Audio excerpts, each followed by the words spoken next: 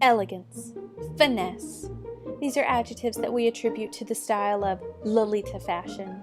Lolitas subsist mostly on tea and kawaii goodness, but each Lolita needs a beautiful wardrobe befitting a queen. Hey babe, I'm home.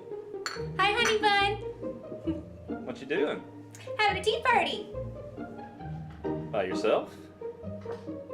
No, that would be weird. You leave this guy?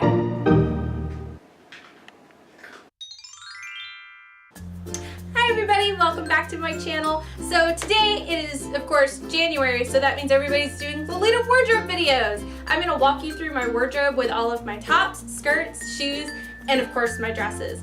So all of my pieces are split into two categories for each other category, and that's gonna be pieces I have purchased and then pieces I have handmade, and they'll all be labeled with the brand and the name of the piece. So let's get started.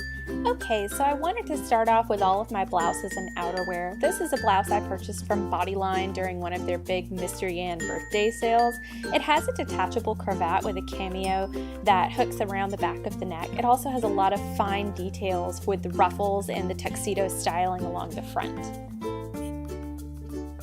Next is a blouse I actually purchased on Amazon a few years ago. It was about $35. It has a boat neck style with lots of ruffles, but I think the sleeves are probably my favorite part as they've got beautiful flounces and detached bows.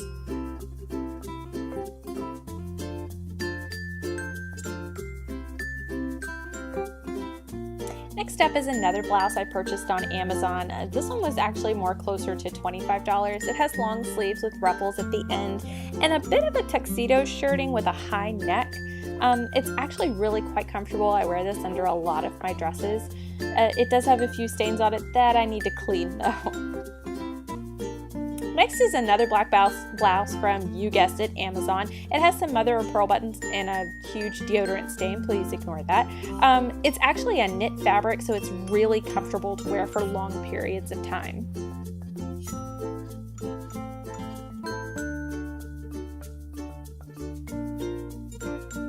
Next up is another Bodyline blouse. This is a short sleeve Alice in Wonderland style blouse with a little ruffle along the bottom. I will say that the tie is detachable, and the only problem I've had with this blouse is that the black binding around the sleeves and the collar did some staining on the white, and it took me a while to get all of that extra color out. And another Bodyline blouse. This is definitely my favorite. I love all of the ruffled details around the collar, the cute little elasticated sleeves, and the tuxedo pinstripe things up at the top.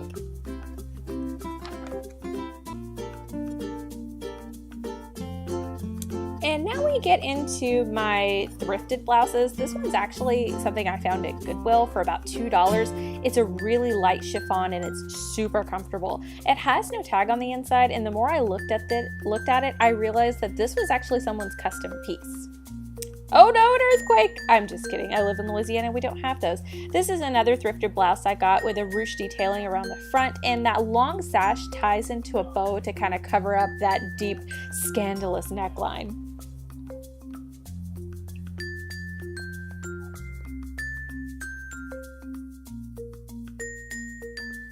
Next up is all my outerwear. This is a lovely black velvet capelet I got in a Lucky Pack. I don't know the name of the brand. It may be from Soufflé Song.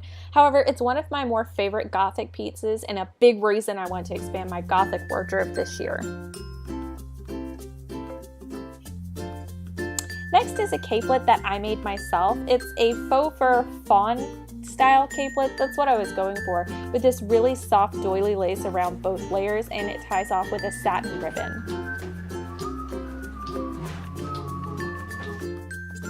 Next is this thrifted felt coat I bought. It was about $12 from this massive consignment shop in Texas. I really love the scalloped collar up at the top and all of the kind of cutout embroidery details. It does need to be taken in a bit as it's too big for me. And then I have this off-brand coat I bought at Burlington Coat Factory. I've actually only started wearing this coat this year because it's never been cold enough. It's this really pretty, like, pinkish lavender color, and I absolutely adore the faux fur collar up at the top.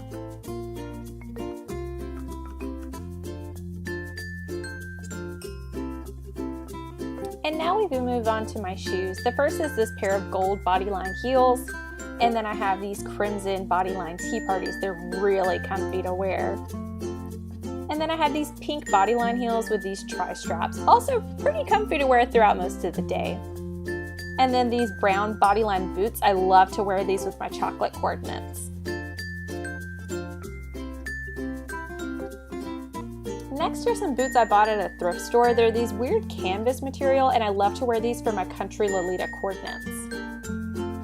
Next are some brown Breckles boots that I bought. These are so wonderful and look great for my country and classic Lolita, which is why I also bought them in black. I wear these with a lot of my gothic coordinates. I'm a firm believer that every woman should have a pair of black patent leather Mary Janes, and I like to dress these up with some detachable bows. And last are these kind of odd Haunted Mansion flats I bought. They're so comfortable and really quite cute with the right dress. And next up are all my skirts. The first three I made myself. This is a graveyard print skirt I made. It was probably the first one, which is why that has that really bad seam. This one is my spider print skirt. Both of them have a very wide waistband with interfacing and shirring in the back for more comfort. Next up is my Disney holiday skirt. I absolutely love wearing this around Christmas time. It's closed with a zipper in the back and a hook and eye, and I have plans to make another one of these in their Let It Snow light blue fabric that they've released. This skirt I love but can't wear because it's not made for people with ribs. It's my Sherlock Taobao skirt that says love is a dangerous disadvantage. And then my crowning glory, this is my CL Phantom of the Opera cat skirt in the crimson colorway. I absolutely adore this skirt with all of my cute little kitty cats of each of the characters from Phantom of the Opera. And now what we've all been waiting for, the dresses. This is my first and most favorite dream dress. It's the AP Disney collab that they did, Dreamy Luna.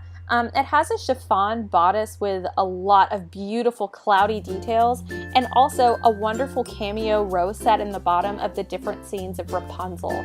As Rapunzel is my favorite princess, this was a must-have dress for me. Next up is my Angelic Pretty Baked Sweets Parade in the mint colorway. I absolutely adore this JSK, and this is probably, I think, my second or third purchase for a brand dress. I think one of my favorite details is the buttons that look like cookies.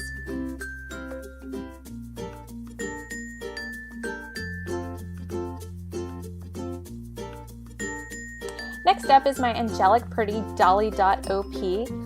This is in the lavender colorway, with a detachable black bow and little black heart buttons. I will say this was a bit of a fight to get as I got it on the re-release, and my husband was sweet enough to buy it for me for my birthday.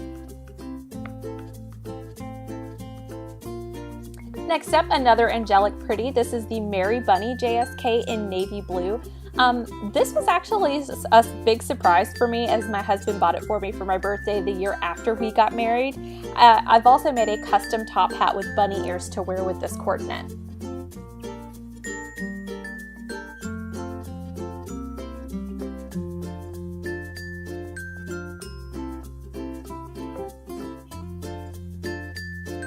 Next up, yet again, another Angelic Pretty. This is the Melty Whipped Chocolate JSK in brown, or I want to say it was bitter, but I could be wrong. I also bought the matching beret for this release, and I absolutely adore the gold military style detailing on this dress.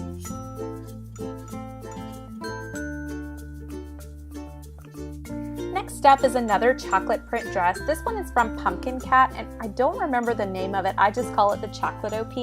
I absolutely adore the long chiffon sleeve so I can wear it in the Louisiana heat, and this cool asymmetrical melty collar.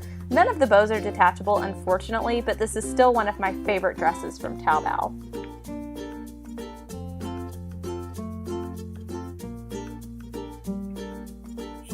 Next up is the LEAs Theater Amadeus JSK. Oh my goodness, when I saw this dress, I had to have the mint colorway, as Amadeus is one of my favorite movies. I really adore the halter neck style, although it doesn't open up, and I have the matching beret as seen on the top. This big bow in the center is detachable, and I like to put it on my beret for a little bit of flair.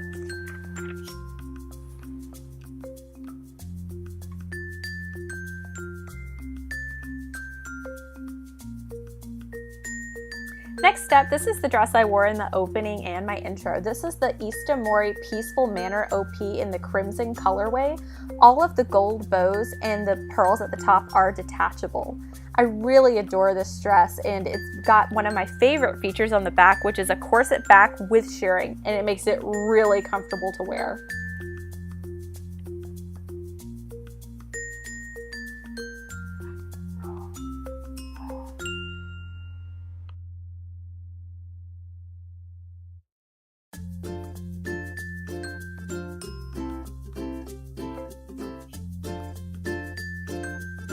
Next up is my Infanta Tangled Rapunzel JSK that I bought from my Lolita Dress.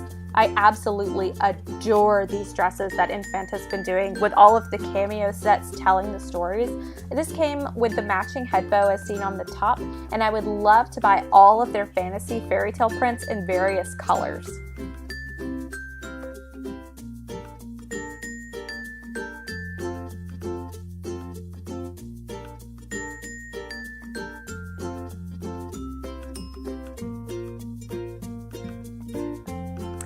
Next up, I'm actually not sure where this dress is from. I got it in a lucky pack, and it's one of my very few gothic dresses, although I hope to fix that this year.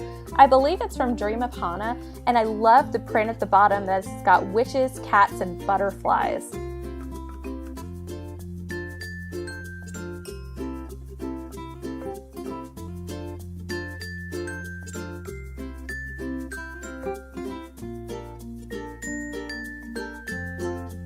This next dress I also got in a lucky pack. I believe it's from Soufflé Song, and it's their Constellation JSK. I'm really a fan of these navy dresses. I might need to expand my color selection.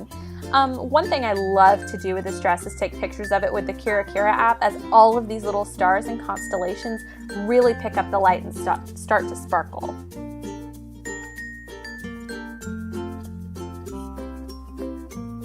Again with the navy, but this is one of my favorites as it's another cat print. This is Honey Honey's Cat Astrologist. The large bows on the top is detachable, and I really love these mother of pearl details along with the gold corset ties. It also came with this long detachable tie that you can wear as a sash, but I like to wear as a bow around my waist.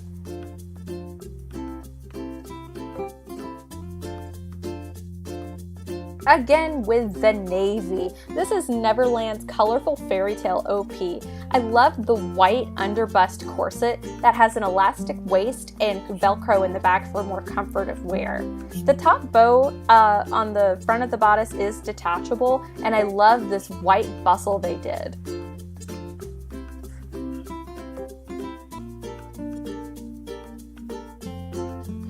This dress was kind of a mistake when I bought it. It's Bodyline's Antique Clock OP. I originally ordered this again during the Mr. Yan birthday sale, and I tried to get the purple colorway as I wanted to do a Homura Kemi inspired Lolita coordinate, but they wound up sending me the mint colorway. I really love it, so I didn't bother sending it back, but the purple colorway has since sold out and I can't get my hands on it. It's still a really comfortable dress as the entire bodice is shirred, and this big bow on the front is detachable. Next up is one of my favorites. It's the Excalibur Night Parade of 1,000 Demons Wallowly in the ivory colorway. It comes with an obi belt with a giant bow in the back and an underskirt with a chiffon ruffle. I actually got this from a seller on Facebook, and I love the sleeve detailings and all of the beautifully rendered demons that are on the front of the dress.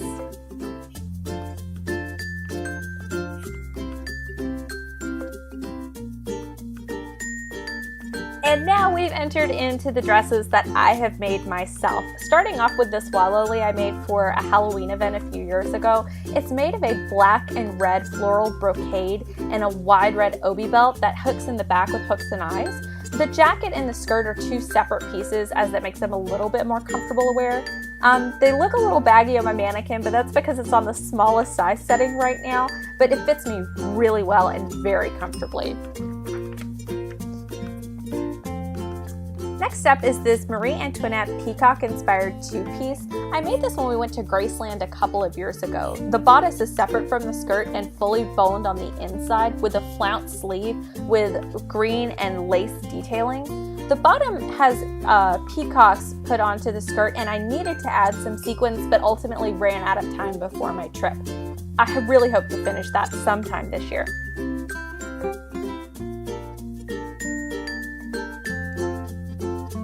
This one I call the Alligator JSK. I actually made this for a group costume event I did for Halloween with my family. I was the alligator from Peter Pan, or the crocodile, whatever it is. But this is actually a really comfortable dress. It has a zipper in the back and a gold flounce ruffle along the bottom. It's supposed to have a little pulley down at the bottom of the skirt to expose more of the lining, as there's an additional army green ruffle, but it's a feature I just kind of didn't get around to at the time. This is my Violin Musical holiday dress. It's a box pleat skirt with a green ruffle with lace detailing. It's really comfortable to wear and was one of my earlier dresses. The bodice itself is just a square bodice with front darts and regular straps. Again, it looks baggy on my mannequin as it's on the smallest setting and it's made to fit me.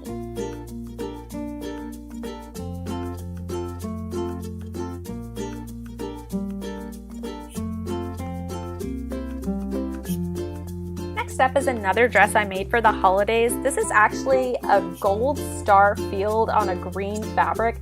It looks a little wrinkly because I actually wore it recently and it's been in my suitcase all week. Oops. It does have a green and gold ribbon belt that I also made to tie around the waist. And an odd feature is it has a front zipper. Not really sure what I was thinking when I put that in, but it makes getting my dress off and on really easy.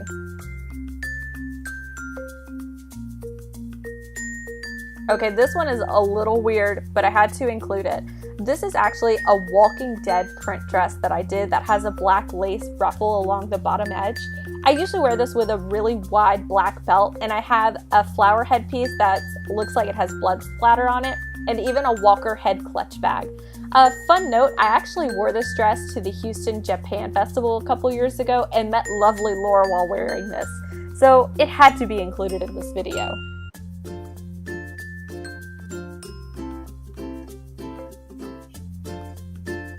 Next up is one of my very first dresses I ever made. I call it the Coffee JSK as it has a really cute coffee print with a brown ruffle and brown lace detailing. The bows have seen better days. I've taken this dress to a lot of places to wear, and I intend to make them detachable and also kind of perk them up this year.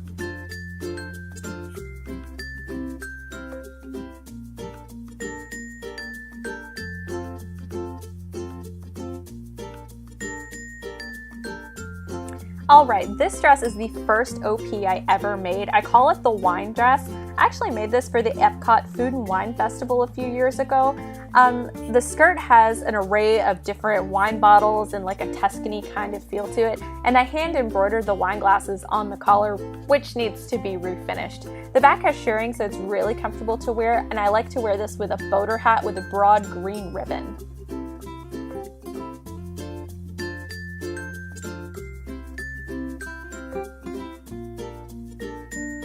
This is my Valentines JSK I made a couple years ago. The print is really cute. It has two foxes and lots of hearts on it.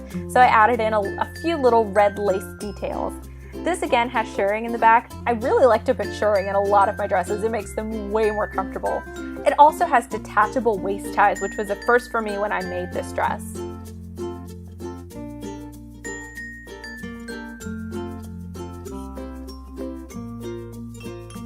And last, but certainly not least, is my very favorite dress I've made. I call this the Rosemarie Opie. It's a Marie Antoinette inspired piece, and it has a matching hat. It also has detachable bows all along the front, some lace detailing, and these really cute flounce sleeves. You also can't tell from the outside, but it is boned on the inside for more support, and again, shirring in the back because it's comfy.